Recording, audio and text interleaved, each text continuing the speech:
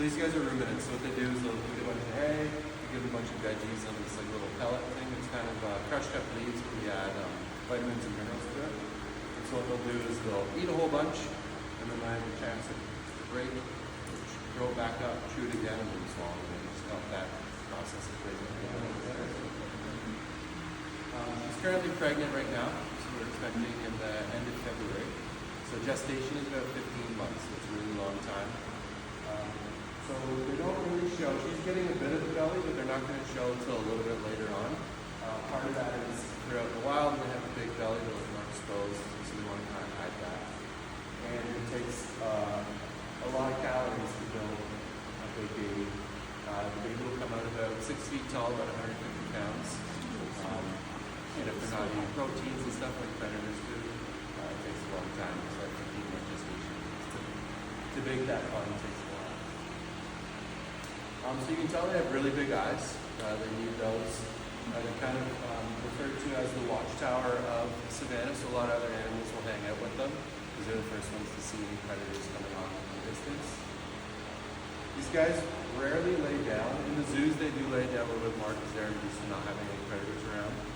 But the time to take up, it takes a little bit, so that would be the difference between getting caught by a lion and something like that. So they do sleep standing up. They sleep about half an hour to an hour a day, just in little bursts. They never really sleep for too long. So we'll be kind of looking at her, doing whatever, and then she can be staring off in the distance. That gives her a little 30-second nap, and then she's right back to the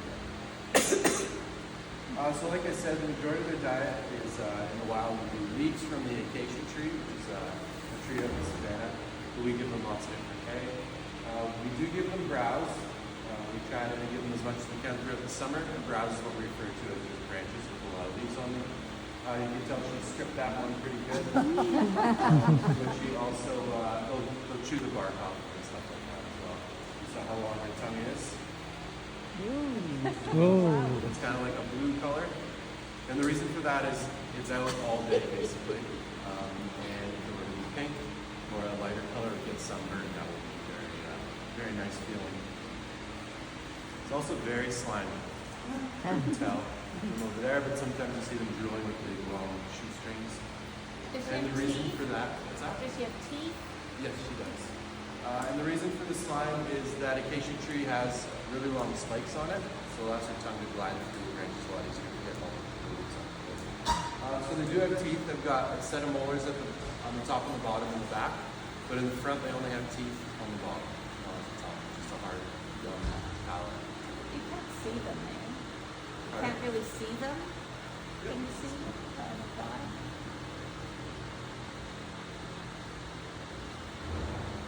We hang up lots of religion for them, give them lots of opportunities to have different ways of feeding. They kind of mimic or having to reach up into a tree. So even though they look like little holes in some of them, they can get their tongue right in there and clean everything up. Obviously they have a really big neck. They have the same amount of vertebrae as us. They're just a lot bigger, obviously. You can see her tail has really long hairs on it, and that's for flipping flies away their back end. They can use their head to kind of reach around and make sure things are off from the front of the body, but the back end, they use that tail to switch around, just like that. What's the temperature they can tolerate here in Canada? They're pretty good. We don't want to put them out in anything really in freezing temperatures. Mostly just because they're trees, we get a little bit of frostbite.